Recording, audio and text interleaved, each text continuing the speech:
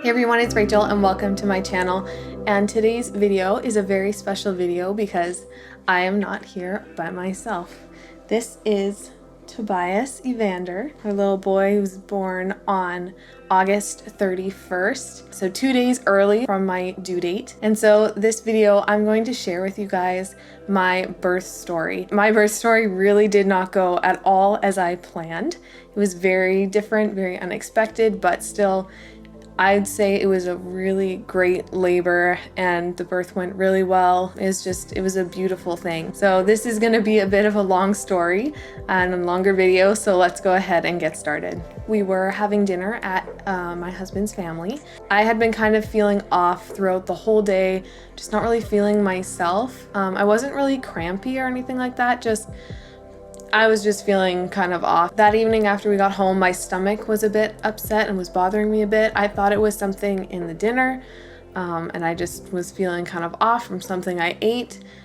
So then we got ready for bed, and at around 11:30, I got up to go to the bathroom. And as I was getting out of bed, I felt this pop in my lower abdomen. I had heard that your water breaking sounds like a pop. So I went to the bathroom and I had to pee, so I peed, but when I finished peeing, there was still some clear fluid coming out. I wondered if my water had broken. I kind of waited around a little bit just because a couple days before I had already gone into the hospital thinking my water had broken because I had seen some, like my underwear was a little bit saturated. Not a lot, just a little bit, but I still thought, oh, maybe my water's broke and they're like leaking out a little bit. So I wanted to wait around this time just because I didn't want to have to go into the hospital again thinking my water broke and have them tell me again that no, everything is still good and it's not quite time yet. So I waited around a little bit, but I kept feeling little gushes of fluid and I started getting contractions. They were very mild and very sporadic, like all over the place. There was no like consistency to them or anything, but I decided that it was probably a good idea to call the hospital. So I did, and they told me to come in so they could check me out. So I woke Elias up and we packed everything up and went to the hospital. So around half hour ago, maybe like 11:30, 11:45. What time is it right now? 12:50. Oh, it's 12:50. But I had like a popping sensation down there, and then I started having like little gushes, so I think my water may have broken. I'm not 100% sure, but then also after I started having that, I've also been feeling a lot of like squeezing pressure in my uterus, so I think I'm having contractions and getting a bunch of cramping too. So I called the hospital and they told me to come in so they can check on me, make sure everything's okay, and yeah, we'll see. Maybe we'll have a baby tonight. So we got to the hospital and they did a check on me, and yes, my water had broken. It was funny because she was going to do a little swab inside to see if the water had broken, but right when she was about to do it, I had a gush of fluid in it. Went all over the bed, so she was able to just quickly test it. It was like, oh, yep, your water's broken for sure. So they decided it was best to keep me just because I was group B strep positive.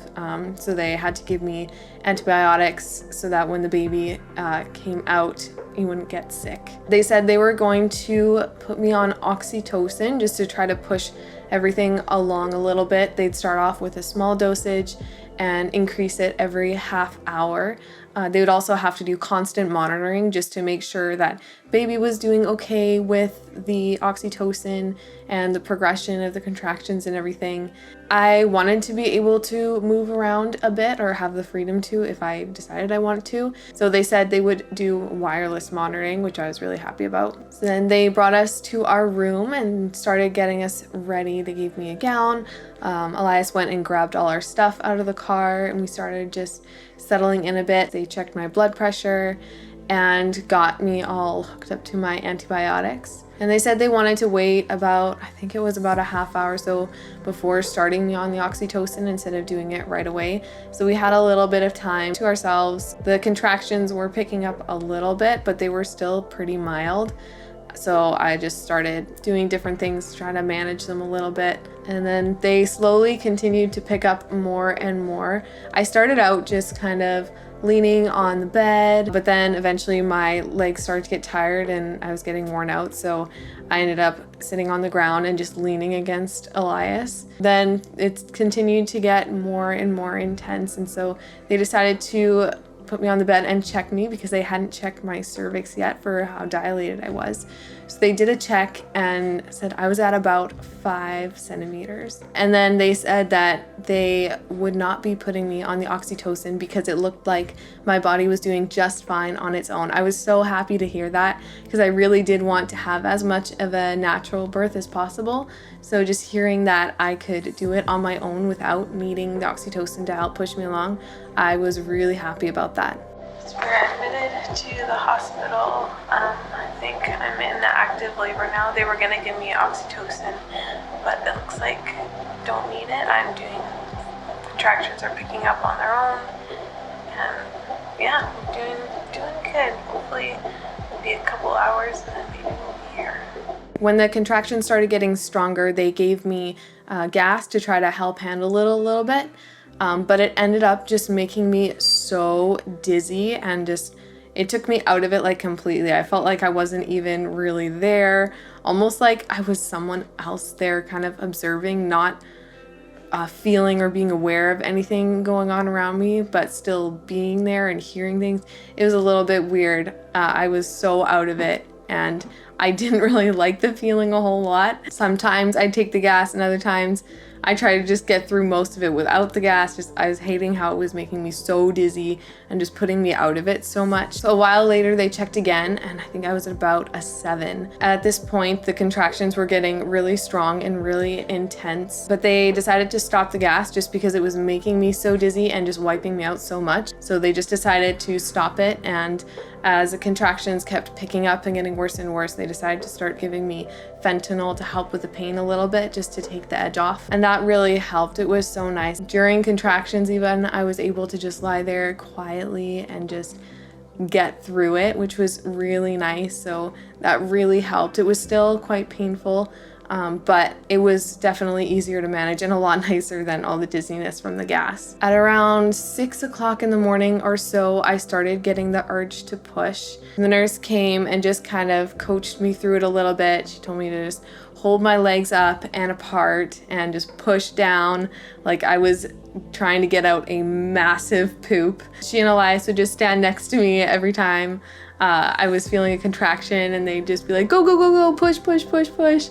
And oh, it was so hard and so exhausting. So I was trying to like hold my legs up and push down as hard as I could. Plus every time like I took a breath to get ready for another push, I'd feel the contraction and how much it hurt, and it would just make taking that breath so much worse because I couldn't really feel the contraction at all while I was pushing, but that breath, oh, I could feel it, and it was not fun. I could like feel him moving down and getting closer and closer, but it was taking a long time and I was having trouble getting a good enough push to really get him down and out. Eventually they said they were able to see the head, and I just kept going at it, kept trying, but it was just getting more and more exhausting, and the head just really wasn't moving down properly. It was kind of getting stuck a little bit, just not being quite able to get out properly. And I was starting to get so tired and just thinking, oh man, he's never gonna come out. He's gonna get stuck in there and this baby's never gonna be born. And I also started to just feel like there is no way I'm gonna have energy to push this baby out. The baby's heart rate started to drop, so they told me they would probably have to do an episiotomy just because it was not progressing fast enough and the baby was having a little bit of trouble. I had been afraid my whole pregnancy of tearing, so my heart kind of dropped a bit when I heard that, but I knew like I'm not going to be able to keep doing this. I need to get him out right now. They had to do 2 cuts, but after that it was only 3 more contractions of pushing, and then finally he was out, and I was so relieved that it was all done and over with. We were both like crying, bawling our eyes out, just like, oh my goodness, he's here, it's done, it's over. We were so happy, just like admiring him, even though like he looks like a baby that just came out of the womb. But he had quite a bit of hair, and it was just so precious just getting to actually see him for the first time. It was a really special moment. After that, I had to push a bit to get the placenta out. It got a little bit stuck. So it took a little while to get it out, but finally it came out, and then they started stitching me up.